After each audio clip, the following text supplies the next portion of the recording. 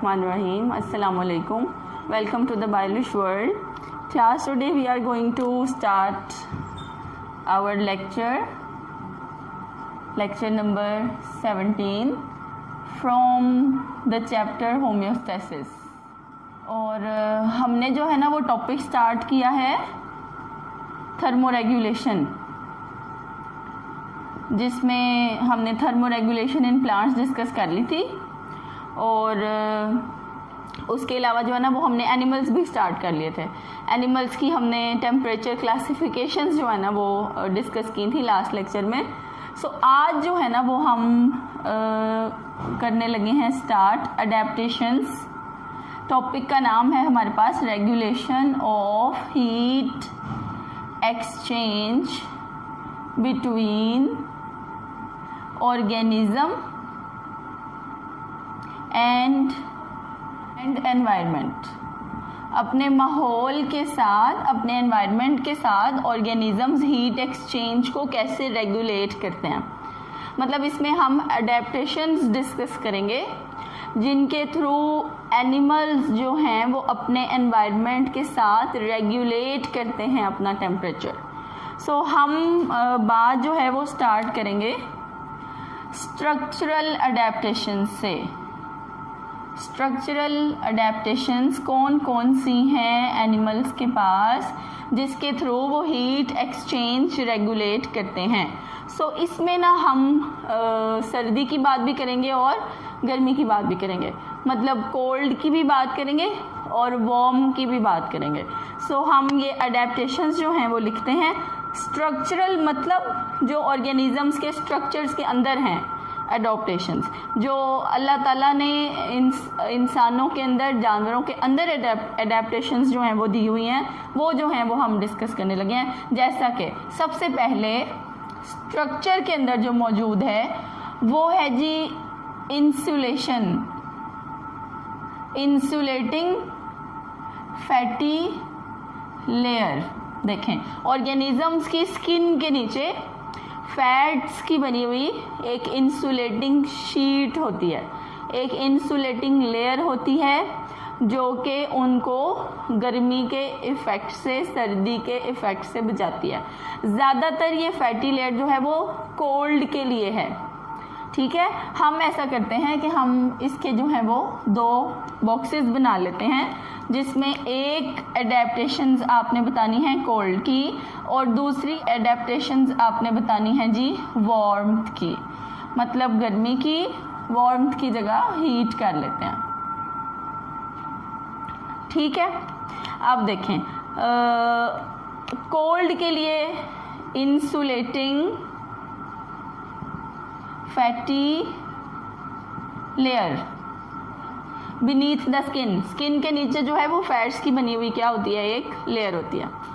और उसके अलावा पेलेज, पेलेज क्या है जी, फर्स।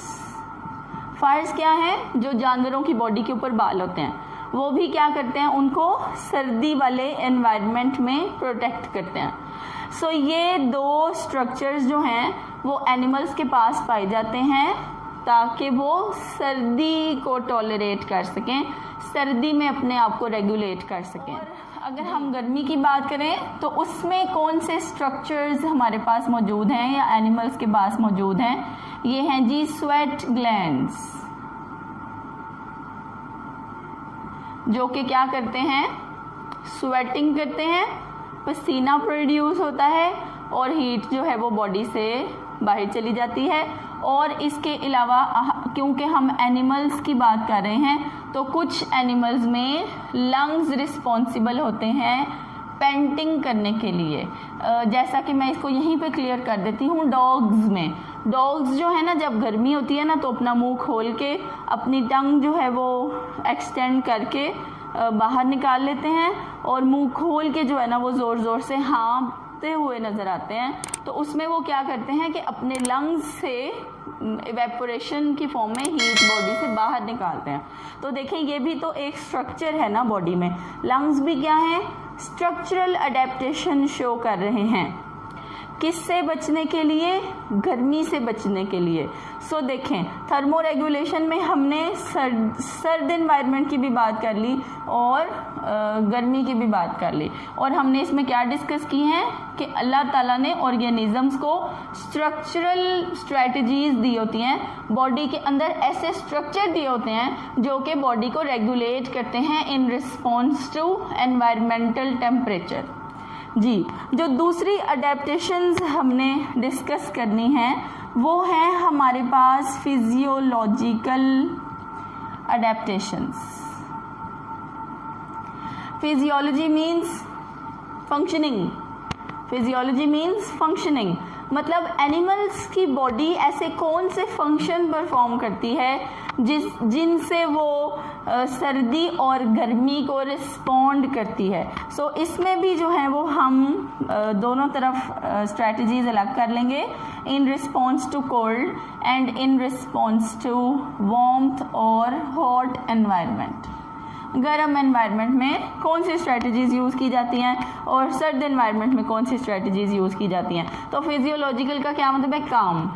देखें, बर्ड्स जो है ना, बर्ड्स भी किंगडम एनिमलिया में आते हैं, उसमें क्लास है, क्लास एवीस बर्ड्स की, तो ये भी एनिमल्स में ही आते हैं। हमारे पास बर्ड्स क्या शो करते हैं? प्लमेज फ्लफिंग। ये जो प्लूमा का वर्ड है ना, प्लूमा, PLUMA, ये एक लैटिन वर्ड है जिसका मतलब है फीदर्स। इसका क्या मतलब है? फीदर्स। तो परिंदे क्या करते हैं? सर्दी से बचने के लिए अपने फीदर्स का इस्तेमाल करते हैं, उनको फ्लफी कर लेते हैं। उनको फ्लफी करने के लिए, उनको फैलाने के लिए उनको क्या करना पड़ता है? उनके फीदर्स के नीचे जो हैं वो छोटे छोटे मसल्स होते हैं, वो मसल्स क्या करते हैं? कॉन्ट्रैक्ट करते हैं, और उनके कॉन्ट्रैक्ट होने से क्या पैदा होती है? हीट पैदा होती है। तो वो हीट की वजह से उनकी बॉडी के ऊपर कुछ देर के लिए एक वार्म ब्लैंकेट प्रोड्यूस हो जाता है, और उससे उनके फीदर्स जो हैं वो क्या हो जाते हैं? फ्लफी हो जाते हैं, और वो फीदर्स उस गर्मी की लेयर को, उस गर्म हवा को, उस हीट को कुछ देर अपने अंदर रखते हैं ताकि वो इस सर्दी को रिस्पॉन्ड कर सकें, अपने आप को रेगुलेट कर सकें। सो एक स्ट्रेटजी जो है वो ये मैंने आपको बताई है। और उसके अलावा अगर हम मैमल्स की बात करें, प्लमेज फ्लफिंग हमने किस में डिस्कस किया है? बर्ड्स में। और अगर हम एनिमल्स की बात करें, मैमल्स की बात करें, तो मैमल्स जो है ना, आपने उसमें ह्यूमंस में सुना होगा, गूज बम्स हो जाते हैं। ये भी यही वाला प्रोसेस है, प्लमेज फ्लफिंग वाला। सो ये जो गूज बम्स हो जाते हैं, ये रोंगटे खड़े हो जाते हैं, जो बाल खड़े होते हैं सर्दी लगती है जब, तो हमारे भी बालों के बेस पर होते हैं मसल्स, छोटे छोटे फैट की लेयर होती है। तो वो मसल्स जब कॉन्ट्रैक्ट करते हैं तो बाल क्या करते हैं? इरेक्ट हो जाते हैं, खड़े हो जाते हैं, और हमारी बॉडी के ऊपर कुछ देर के लिए एक वार्म ब्लैंकेट प्रोड्यूस होता है। सारे मसल्स इकट्ठे कॉन्ट्रैक्ट होते हैं ना जब, तो उनके इकट्ठे कॉन्ट्रैक्ट होने की वजह से हीट प्रोड्यूस होती है, और वो हीट जो है वो कुछ देर के लिए हमें गर्मी जो है वो महसूस करवाती है सर्दी के मौसम में। सो ये देखें, ये फिजियोलॉजी है, मतलब हमारी बॉडी क्या कर रही है? फंक्शन कर रही है, ठीक है। और उसके अलावा हमारी बॉडी जो है वो सर्दी के रिस्पॉन्स में एनिमल्स की बॉडी क्या करती है? ब्लड वेसल्स को कंट्रोल करती है। ब्लड वेसल्स में ब्लड का फ्लो कंट्रोल किया जाता है। जब बाहर सर्दी हो तो ब्लड का फ्लो जो है वो डीप द स्किन कर लिया जाता है ताकि ब्लड में जो हीट है वो बॉडी बाहर ना निकाल सके।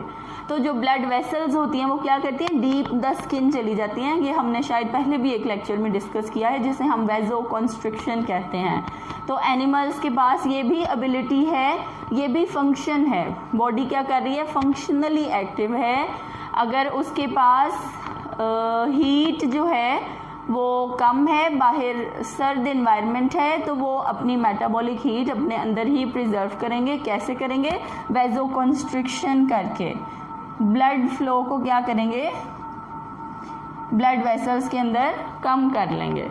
तो ये देखें, ये है जी इन रिस्पॉन्स टू कोल्ड ऐसी एडेप्टेशंस, ऐसी स्ट्रेटजीज जो एनिमल्स के पास फंक्शंस में मौजूद हैं। Physiology means functions. और बस कौन सा है जी, हॉट एनवायरनमेंट है मतलब गर्मी है। सो इसमें फंक्शनिंग क्या है, इसमें फंक्शनिंग है जी स्वेटिंग। इसमें फंक्शनिंग क्या है, स्वेटिंग। स्वेटिंग मतलब पसीना आना।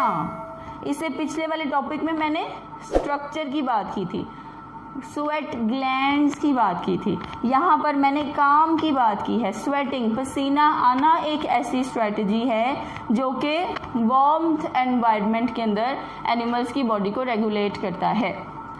और उसके अलावा वेज़ोडाइलेशन, जैसे सर्दी में blood flow deep the skin कर दिया जाता है, ऐसे गर्मी में ब्लड फ्लो ब्लड वेसल्स में ज़्यादा कर दिया जाता है और ब्लड वेसल्स जो है वो स्किन के पास आ जाती हैं, जिसकी वजह से हीट को डिसिपेट करने में आसानी हो जाती है। हीट जो है वो बॉडी से आराम से बाहर निकल जाती है और गर्मी के एनवायरनमेंट को रिस्पॉन्ड करते हैं एनिमल्स। जी ये हैं जी फंक्शंस जो हमने एनिमल्स में डिस्कस किए। अब जो है वो हमारे पास तीसरी एडेप्टेशंस कौन सी हैं, ये हैं जी बिहेवियरल अडॉप्टेशंस। जी जो कि ऑर्गेनिज्म के बिहेवियर में हैं कि वो सर्दी से बचने के लिए क्या करेंगे और गर्मी से बचने के लिए क्या करेंगे। सो इसको भी जो है वो हम ऐसे ही लिख लेते हैं, in cold and in warm और हॉट, गर्म एनवायरनमेंट में। सो देखें एनिमल्स, गर्मी वाला जो है वो पहले डिस्कस करते हैं। एनिमल्स जो है ना, जैसा कि ग्राउंड स्क्विरल्स मतलब गुलहरियाँ, ज़मीन के अंदर जाने वाली बर्रोइंग, जो ज़मीन खोद के जो है वो अंदर चली जाती हैं, वो क्या करती हैं गर्मी से बचने के लिए, ये ज़्यादातर गर्म इलाकों में, सहराई इलाकों में जो है वो पाई जाती हैं। ये बिहेवियर क्या शो करती हैं, देखें बिहेवियर मतलब क्या अपने अंदर जो है वो चेंज करती हैं कि भाई गर्मी है बाहर तो क्या किया जाए। वो क्या करती हैं, बर्रोइंग करती हैं, ज़मीन को खोदती हैं और ज़मीन के अंदर जाके छुप जाती हैं, ज़मीन के उस हिस्से में जाके स्टे करती हैं जहाँ पर मिट्टी, रेत थोड़ी थोड़ी सी मॉइस्ट हो और वो कूलिंग इफेक्ट देती रहे। सो हमारे पास यहाँ पर बर्रोइंग एक्टिविटी हम वार्म्थ एनवायरनमेंट में लिखने लगे हैं। Burrowing activity in ground squirrels. गुलहरी ग्राउंड स्क्विरल क्या करती है, ज़मीन खोद के अंदर चली जाती है ताकि वो गर्मी के इफेक्ट से बच सके। तो ये उसका बिहेवियर है। और इसी तरह हमने ना लिजर्ड की बात की थी जो कि सन बास्किंग करती है, वो हम इधर कोल्ड में लिखते हैं। तो हमारे पास लिजर्ड की हम बात करें तो वो क्या करती है, बास्किंग करती है। वो सर्दियों में, वैसे तो वो गर्मियों में भी यही रिस्पॉन्स करती है, लेकिन सर्दियों में स्पेसिफिकली वो क्या करती है कि वो सनलाइट जब सुबह सुबह सूरज निकलता है तो उसकी शुआओं को एब्जॉर्ब करने के लिए दीवारों पर अपना बॉडी पोस्चर बना के अटैच हो के बॉडी को फैला के अपना सरफेस एरिया ज़्यादा कर लेती है ताकि ज़्यादा से ज़्यादा हीट जो है वो बाहर से ले सके।